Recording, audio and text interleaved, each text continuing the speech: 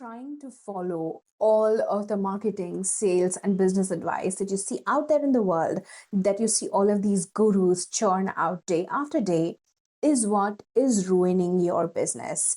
And I'm gonna prove you exactly why and how.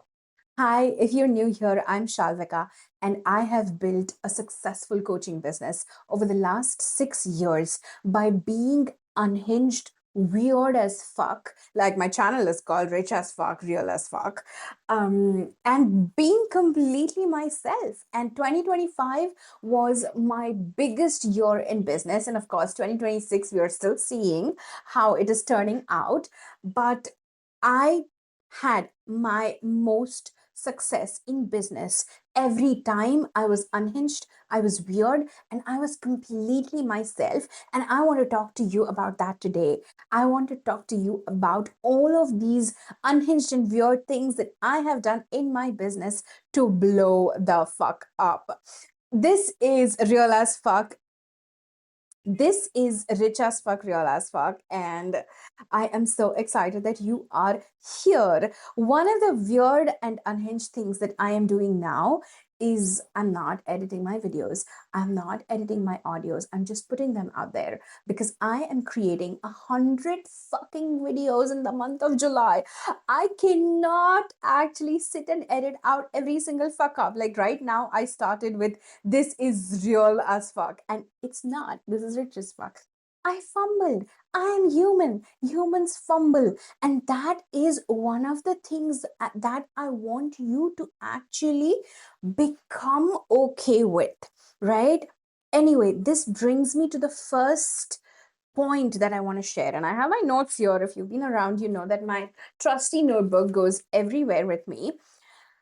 The first unhinged thing that I have done on repeat over the years is taking up challenges. Like I said, right now I'm creating 100 videos in 30 days. Most of those videos are going on Instagram, but I am here also creating long form videos on YouTube. And of course, they get populated to my podcast as well, right? So I have over the years taken up so many challenges, but I want to talk in particular to you about this one challenge that I took about a year ago, called the rejection challenge. I essentially went on a complete rejection spree where I collected 40 rejections in 20 days. Now, here are certain things that I have in my notes written down, right? Like the certain highlights of having done this rejection challenge. The first one is that because the aim of this challenge was to get rejected, the purpose of it was to actually what we would call failure in life, which is rejection. But every time I actually failed, which is got rejected, I actually won because the whole point of this challenge was that I get rejected. So I literally had an entire tracker, and I'm someone who always loves creating trackers. This is my tracker for my 100 videos, by the way. If you are like watching this video on YouTube, this is my 100 videos challenge. I'm kind of running out of stickies here, but the point is, even for the rejection challenge, I actually had a similar tracker. So every time I would get rejected, I was essentially celebrating the fuck out of that using these cute heart stickers. Again, that's who I am. That is my personality, right? I am someone who loves stationery. I am someone who loves trackers, and that's what I do. But essentially, right, if we were to take a step back, I was actually training my muscle of tenacity and resilience, because you need to be resilient in order to get rejected, in order to every time not make it mean something about you. You have to be resilient and you have to be tenacious, because you have to keep going back. Oh my god, someone said no, okay, who's next? Someone said no, okay, who's next? Someone said no, okay, who's next? Right? So that was the biggest thing that that rejection challenge did for me is it helped me build my muscle of tenacity and resilience. And I have talked about this, okay? Like tenacity and resilience is something that I will never stop talking about, especially when it comes to entrepreneurship and the results that you actually want from your business, right?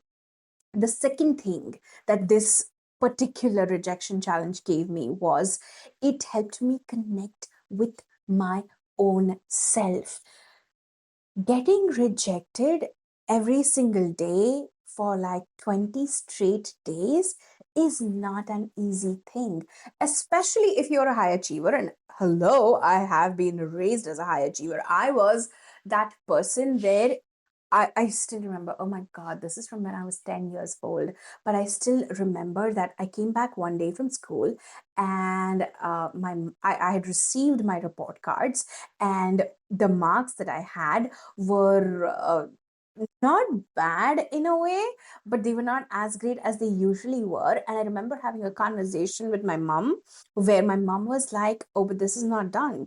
You cannot get such less marks. And again, they were not really less, like objectively, like looking back, but that's who I was, that's how I was raised. So for that person who was always top of the class, who was this smart kid who could do so many things, getting rejected meant connecting with myself on so many levels.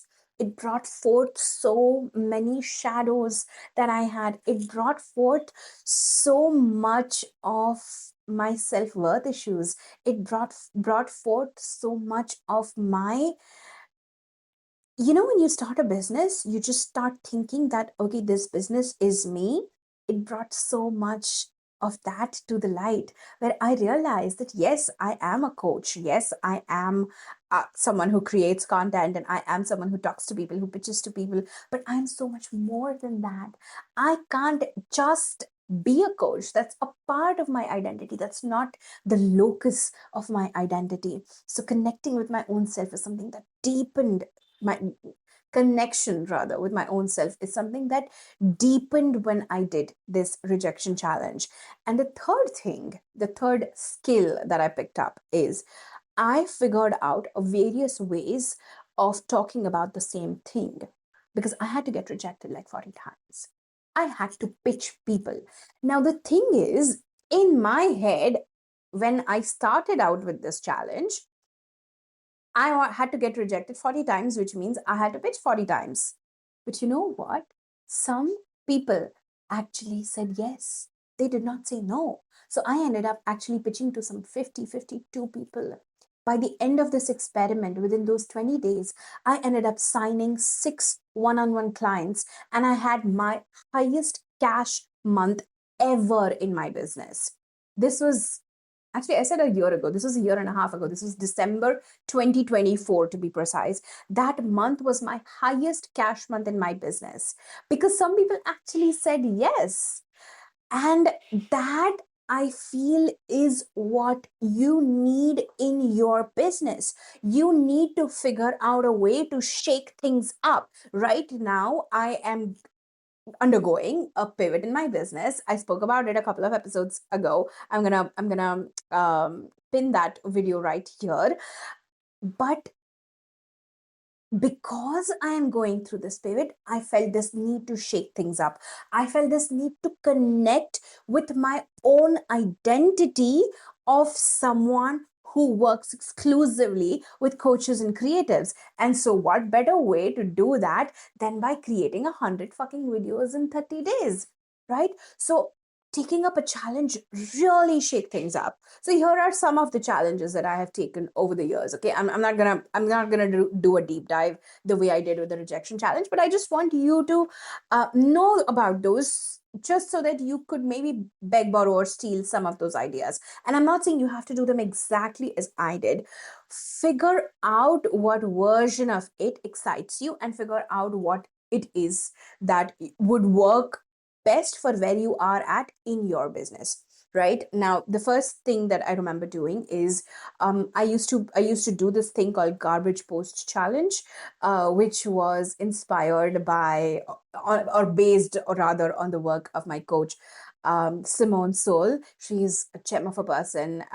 If you do not know her, if you do not follow her, I'm gonna put her maybe Instagram in the show notes. You can definitely follow her. But she had this thing called the garbage post challenge, where you posted 100 pieces of content in 30 days. Again, worked on similar principle as the rejection challenge. You just create. You don't have time to overthink. You don't have time to edit. You don't have time to question or feel whether you're good enough, whether what you're creating is good enough. All of that. That was one. The second is, of course, the 100 videos in 30 days challenge, which is again on the similar lines as garbage post challenge. The third was, of course, the rejection challenge. The fourth challenge that I did was, I think this was 2022. I had worked with a few clients, but then I decided at the beginning of 2022 that this year I'm going to work with 100 people. And I did work with 100 people. I worked with some of them in my free containers, some of them in my paid containers, some of them in my one-on-one. But overall, I worked with 112 people. So what I'm trying to say is every time that I have taken a challenge like this, I have walked away with a massive result. I have walked away with a tangible business result that has actually changed the face of how my business was till that point. So, I want you to sit down and I want you to think about what is that one challenge that you could take. And when you are taking that challenge, I don't want you to be extremely comfortable about it. Um, there is a podcast episode that I recorded called the clenching butthole technique. Just go back and search that in my videos, or I'm going to see if I can link it into the show notes. But use that principle to decide your challenge. Don't be so if you're someone who creates, say for example, content 5 days a week, don't be like, okay, I'm going to create a piece of content every day. That's not that big a challenge. Make yourself uncomfortable, become friends with discomfort, because that is where your biggest results lie, right? All right, so that was the first thing that I wanted to talk about. The second unhinged weird thing that I do, okay, where are my woo girlies at? I talk to the spirit of my creation. I talk to the spirit of my business. I talk to the spirit of the program that I'm creating. So anytime I sit down to strategize, to create a space, to think about the marketing, the sales, how I want the artwork inside that container to look like, how I want the feel inside that container to look like, I actually sit and I connect with the spirit of that entity. I very strongly believe that I am not someone who is creating these things from scratch. There is this beautiful concept that Elizabeth Gilbert talked about in her book Big Magic, where she says that each idea actually has a soul of its own. And each idea comes and she taps you on your shoulder and she waits for you to respond. And if you don't respond, she flits away and then she goes and taps on someone else's shoulder. And I very strongly believe that creating whatever it is that I create inside my business is a spiritual endeavor for me. It is the source, universe, creation speaking through me, birthing through me. I'm just a medium that brings this into this 3D world. I very strongly believe that. And so I sit and I talk to the spirit of my creation. I sit and I talk to the spirit of my business. I will pull a couple of tarot cards. I will sit with my journal and I will just get into a meditative state. I would light a candle. I would just tap a little and then I'll start free writing what wants to come forth. And I'll tell you how this has really helped shape the business that I have in the current shape and form, right? A few months ago, I went through kind of a dark night of the soul in my business. I was burnt out. I was questioning my next steps. Everything was working fine on paper, but I just felt so lost and disconnected with my purpose disconnected with what I wanted to birth, right? And that's when I sat with the spirit of my business and I realized that one of the things that excites me the most is helping creators become successful, is helping entrepreneurs make more and more money, have more impact, sign more clients, build more freedom into their life, right? And that's where the direction of my business kind of just shifted a little and really zoned in on, right? And that is how I use the spirit of my business. Anytime I'm creating a container, I ask the spirit of that container, what is this going to look like? Like when I decided to pivot this podcast to rich as fuck, real as fuck, I actually sat down and I realized that I want this to be kind of like a very casual coffee chat where I'm like sitting back and I'm like drinking my coffee and I'm talking to you and I'm calling you out on your bullshit, and I am very lovingly telling you all of those things that you could be doing differently and you're just living in denial. I want to be that big sister, best friend kind of an energy. So, this is all that I got after I sat down and I asked the spirit of this creation, that is my podcast, my YouTube channel, how do I want this to be? What is the feeling that I want this to have, right? And that is something that has helped me so much over the years because it is what has got me here. Like I was speaking to a friend yesterday, and I was talking to her about how every single dime, every single rupee that I have made in the last 6 years has been made on something that I pulled out of my ass. I created that money, every single rupee I created.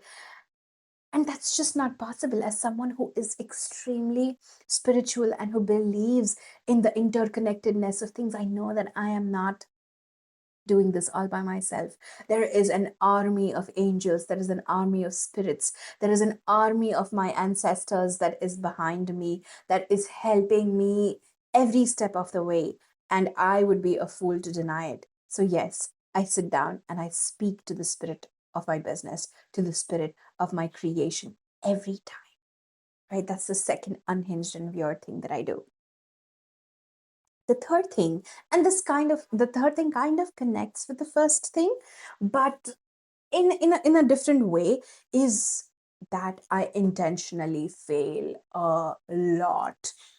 I intentionally fail a whole fucking lot, right? Like the challenges that I talked about, right? I'm not saying that, the challenges have failed, but yeah, there are some challenges where I've failed. Like right now, I am at video number 45 or 47. And as I'm recording this is 22nd of July. So I have 9 more days to churn out more than 50 uh videos, right? And I'm gonna do it. I know I'm gonna do it. But the thing is, there is a teeny tiny possibility that something might happen and things might derail and it might not happen. So, why is intentionally failing a lot important? Is because every time you put yourself up a challenge or something that you might fail at, yes, you might fail at it, but yes, you might actually also create something amazing. Like I said, at the end of the rejection challenge was my highest cash month ever in my business, right? The second thing that the second way rather in which you can intentionally fail a lot is by putting yourself out there, by joining networking groups, by joining masterminds. Like I just wrapped up last month one very high level mastermind with one of my coaches, and I honestly invested so much fucking money in that. I invested about, let me just do a quick calculation. I invested about 40% of my earnings last year into just that one container, right? And why am I talking about this? Like, this doesn't mean that it has failed, but what I'm trying to say is that you have to put yourself through discomfort. You have to do that in order to kind of change the face of your business. You have to intentionally bring discomfort and intentionally bring this possibility of failure into your existence. And that is something that I have done a lot over the years, like a lot, a lot, a lot. Like in the first year in my business, when my business wasn't making any money, I remember I'd invested about $13,000 back into my business. Over the last 6 years, I have easily spent, I don't know, 40 lakhs maybe on just getting coached, on on upskilling myself, on understanding business, on understanding my soul, on understanding my relationship with myself and how it reflects in my business. And that is a whole of a fucking lot, right? So I do intentionally fail a lot. I do intentionally expose myself to discomfort a lot. Another way that I have failed or exposed myself to discomfort is constantly doing like free things, like running free webinars, running free challenges, running free things where, sometimes people show up, sometimes people don't. And that's okay. That's okay because discomfort is the point. The next thing that I want to talk to you about, the next unhinged thing that I have done a lot is I have experimented. I don't know why I said it that way. I have experimented like a hell lot. A couple of years ago, I hosted this thing called Playdates, where I opened up 10 one-on-one slots on my calendar, and whoever came in, I asked them to come with the supplies for an activity that they really enjoyed as a child. So some people came with their sketch pens and their sketch pads. Some people came with watercolors. Some people came with one person I remember came with clay, right? Like those that molding clay. One person came with Legos. You'll not believe she came with Legos. And I coached them while they were doing that particular activity, right? And that honestly was one of the weirdest thing that I had done so far in my business. Um, After that entire 10 spots were done, I actually ended up recording a podcast episode with one of the participants. I ended up signing 3 one-on-one clients from that one experiment alone, right? So I experiment a lot. Every single time that I feel like that there is homogeneity. Let me put it that way, because I'm someone who loves excitement. I'm someone who loves newness. Anytime I feel that there is a lull, there is homogeneity, there is a feeling of stuckness, I ask myself, what is a weird thing that I can do like right now? So these are just some of the unhinged and weird things that I have done in my business, which has led to me having made the most amount of money in 2025. Oh, before I kind of wrap this up, I also landed the biggest contract of my life through a conversation that I had in an elevator, by the way. I think I want to record another episode for this, but I just want to say that the whole idea is how can I be an embodied version of who I am and what I do for a living, right? Where even a casual conversation in an elevator with someone turns into this massive contract, right? So yeah, these are the list of weird and unhinged things that I have done over the years to blow up my business. And I really want to implore you to do the same, because that's the only way to find your self-expression. That is the only way to find your way of doing business, because your way of doing business is very different from someone else's way of doing business. Someone else, if they had to create 100 videos, might have just hired an entire editing team, an entire social media team, so that they just sit there and record their videos. For me, right now, at this point, what is important is that I am raw, I am unhinged, and I show to you as real as possible, because here we are all about real as fuck. So I don't really give a fuck about editing and any of those things, right? The only way to actually do your business your way, right, is to do these experiments, is to do these unhinged, weird things in your life. And that is what I meant when I started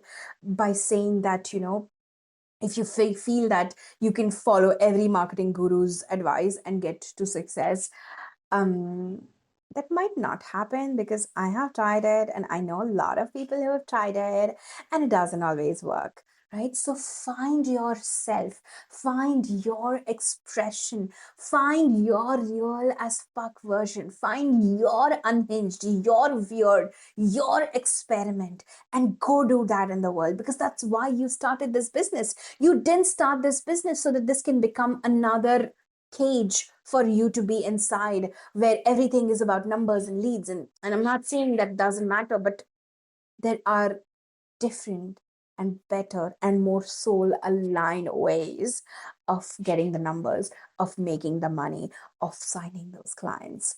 All right, that is all that I have for you today. I am Shalvika signing off right now, and I will see you here next week. Ciao.